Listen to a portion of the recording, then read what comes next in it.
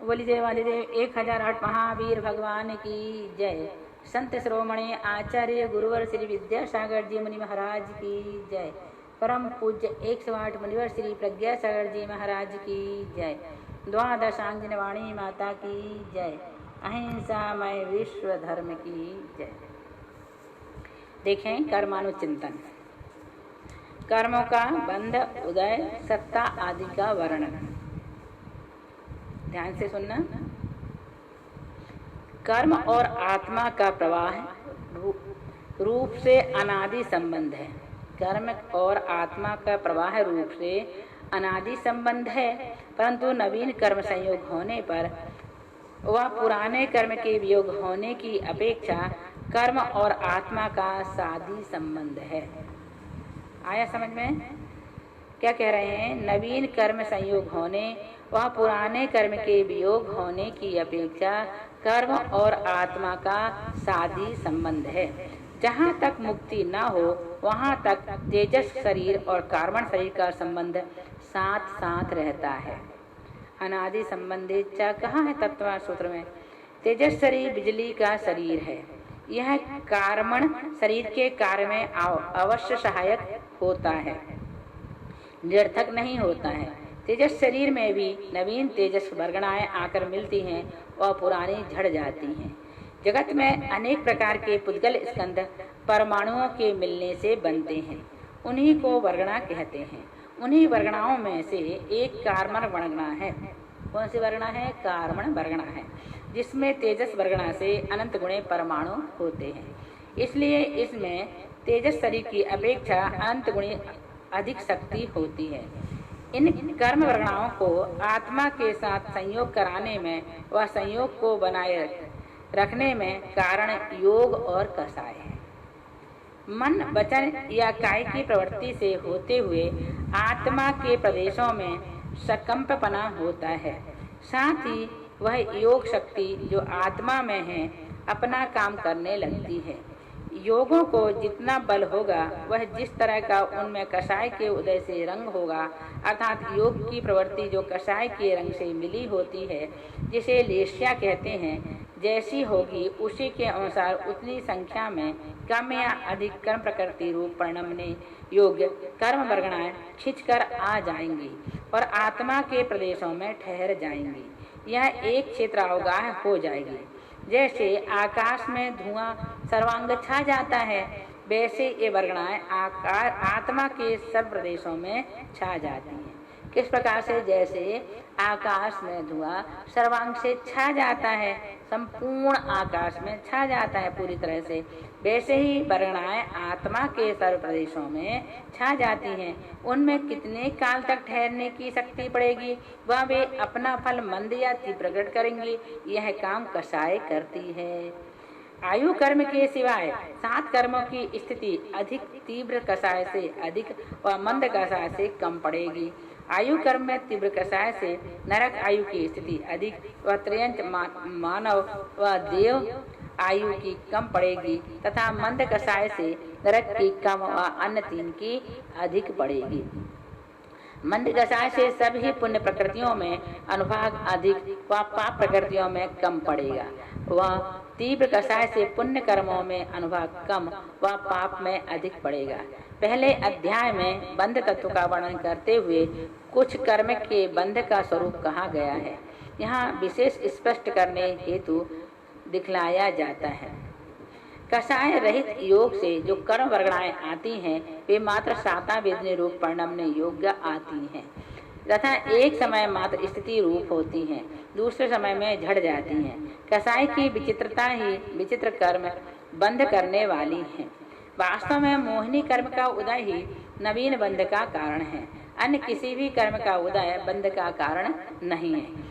यद्यपि बंध होने में सहकारी कारण है, तथापि स्थिति व अनुभाग डालने वाला, उन कर्मों की आत्मा में रोकने वाला व अन्य तीव्र या मंद फल प्रकट कराने वाला मोहिनी कर्म का अनुभाग है। दर्शन मोह और चारित्र मोह ही बंध के साक्षात कारण हैं। इनके अभाव में वास्तविक बंध होना रुक जाता है और जब मोह कर्म का क्षय कर दिया जाता है तब शेष कर्म बहुत शीघ्र छूट जाते हैं। मोह रहित साधु के उस जीवन में ही उनका क्षय हो जाता है और वह उसी जन्म से अवश्य मुक्त होता है। समझ में आ गया? बहुत अच्छी तरह से विश्लेषण किया गया है। समझने वालों के लिए इशारा ही काफी होता है। हमें विश्वास है कि यदि आपने थोड़ा बहुत भी सिद्धांत का अध्ययन किया होगा तो ये विषय आपको अच्छा भी लगेगा और समझ में भी आ गया होगा। अब कर्मों की 10 अवस्थाएं। बंध, 10 अवस्थाओं के नाम सुने होंगे आपने, है ना? उन्हीं 10 अवस्थाओं के बारे में हम आपको यहाँ पर बता रहे हैं। सबसे पहली अवस्था कौन सी है? बंध।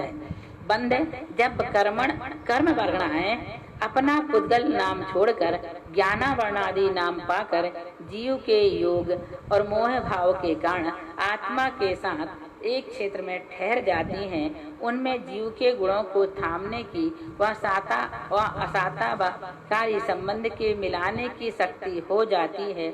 इस कार्य को बंध करण कहते हैं। जिस समय कर्मों का आश्रय होता है उसी समय उनका बंध होता है। बंध होते समय प्रकृति, प्रदेश, स्थिति व अनुभाग चारों बातें एक साथ हो जाती हैं। प्रकृति, किस जाति के कर्म बंधे? प्रकृति। प्रदेश, कितनी संख्या में बंधे? प्रदेश है। स्थिति, कितने कार्य की मर्यादा पड़ी? यह स्थिति है। अनुभाग, कैसे तीव्र या मंद फल शक्ति की पड़ी? अनुभाग बंध है। समझ में आ गया?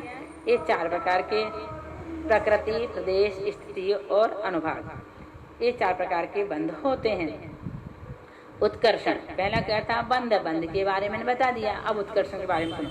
किसी एक समय में बांधे हुए कर्मों में जीव के परिणाम के निमित्त से स्थिति और अनुभाग का बढ़ जाना अपकर्षण है।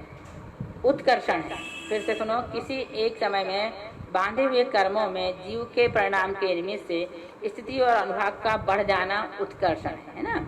जिस समय किसी पाप कर्म को किया था उससे पाप कर्मों को बांधा था, पीछे यदि वह अपने किए हुए पाप कर्म की बड़ी आत्म प्रशंसा करता है और अपनी कसाई को बढ़ा लेता है तो उस समय में बांधे हुए पाप कर्म की स्थिति बढ़ जाएगी तथा अनुभाग भी तीव्र हो जाएगा, अर्थात वह उत्कर्षण कर देता है, उत्कर्षणकरण कर देता है। अब इसके बाद आता है संक्रमण। एक कर्म की प्रकृति का बदलकर दूसरी प्रकृति रूप हो जाना संक्रमण कारण कहलाता है। मूल 8 कर्मों में तो परस्पर संक्रमण नहीं होता, हर एक मूल कर्म को उत्तर प्रकृतियों में संक्रमण हो जाता है। जैसे मिथ्यात्व कर्म का मिश्र में व मिश्र का सम्यक्त में, साता का असाता में, असाता का साता वेदनी में, उच्च गोत्र का नीच गोत्र में व नीच गोत्र का उच्च गोत्र में, क्रोध का मान में, माया का माया में, माया का लोभ में इत्यादि।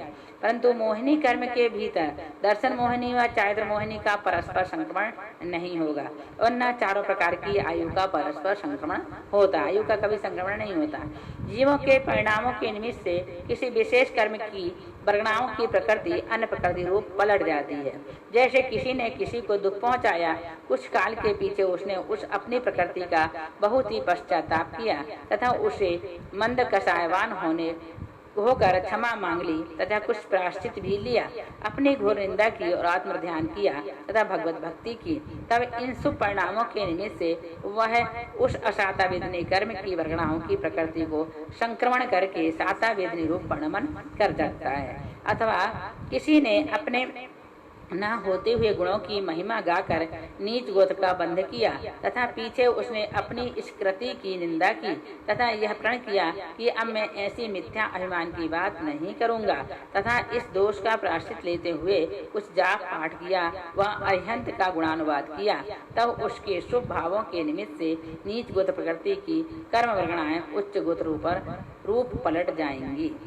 अपकर्षण, किसी समय में बंधे हुए कर्मों की स्थिति व अनुभाग को अपने परिणामों के द्वारा घटा देना अपकर्षण है।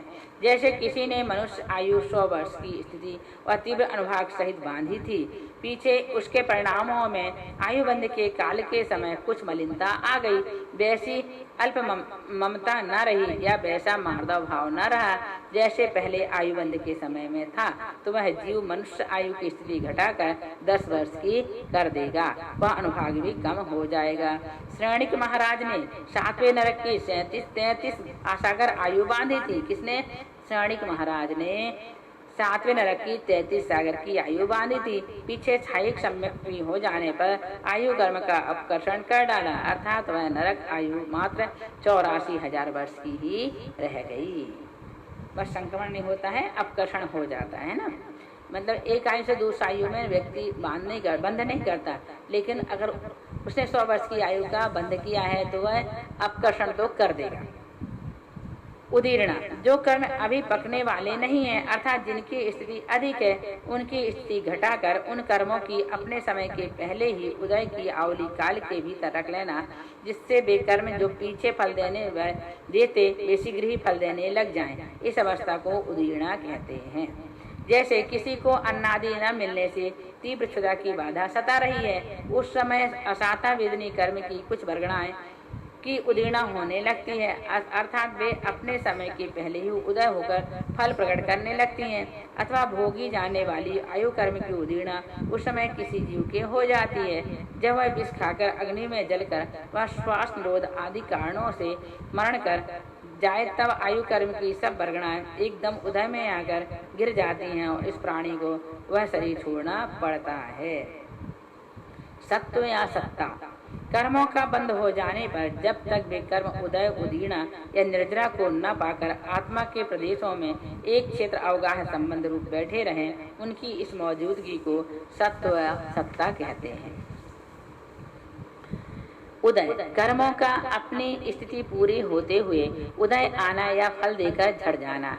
बहुधा कर्म जो अपनी स्थिति पूरे होने पर उदय आते हैं, बाह्य द्रव्य क्षेत्र काल भाव का निमित्त ना पाकर बिना फल दिए झड़ जाते हैं। यदि निमित्त अनुकूल होता है तो फल देकर झड़ते हैं। पहले कहा जा चुका है कि कर्म बंधने के पीछे अबाधा काल छोड़कर शेष अपनी परिसर स्थिति में बंध जाते हैं और इसी बंटवारे के कारण समय समय पर झड़ते रहते हैं। क्रोध, मान, माया, लोभ, चारों कषायों का बंध तो एक साथ हो सकता है, परंतु उदय एक एक का ही एक समय होता है। इसका भाव यह हुआ कि चारों कषायों की वर्गणाएं हर समय अपने बंटवारे के अनुसार झड़ती हैं, परंतु जिसका बाहरी निमित्त होता है उसका उदय कहलाता है। यद्यपि उनकी वर्गणाएं भी झड़ती हैं, इसी तरह और कर्मों में भी अवस्था होती है। इसलिए जो कर्म फल प्रकट कर गिरते हैं उनके उदय को रसोदय कहते हैं, और जो बिना फल प्रकट किए हुए झड़ते हैं उनके उदय को प्रदेशोदय कहते हैं। ये शब्द भी व्यवहार में प्रचलित है। फिर से देखो, जो कर्म फल प्रकट कर गिरते हैं उनके उदय को रसोदय कहते हैं, और जो बिना फल प्रकट किए हुए झड़ते हैं उनके उदय को प्रदेशोदय कहते हैं। ये शब्द भी व्यवहार में प्रचलित है। रसोदय और प्रचोदय, प्रदेशोदय। उपशांत या उपशम, कर्म वर्गणाओं को उदय काल में आने को अशक्य कर देना सो उपशांत या उपशम है, उपशम करण है।